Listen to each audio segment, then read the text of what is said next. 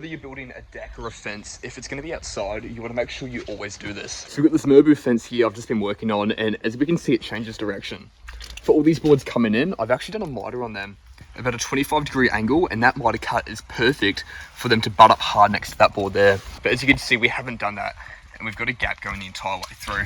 So it's definitely going to look a lot better if we did run that board hard into these ones and there wasn't a gap between them. But sadly, it's only going to look good at the very start. Now, the reason why I always love having these gaps and not doing hard up miters outside is because over time, these boards are going to move, they're going to shrink, they're going to expand. And with all that movement, if those miter joins are hard too, you're going to eventually get small gaps between them. Even though these might move over time, I've got about a 5 mil gap there, and if it changed from 4 to 6 mil, you're not going to really see it. But if they're all hard too, and you had a few places where you had a bit of a gap and you could see light coming through, it's going to stand out and it's going to look really bad, and it's going to make you want to redo your fence or your deck, whatever you're working with. Obviously, when boards are just going square to square, you can definitely butt them in. You definitely want to butt them in there. But it's just when you change directions or do any miters, I always recommend having a small expansion gap. It looks neat too. I think it doesn't look too bad, and your fence or your deck is going to look a lot better in the future.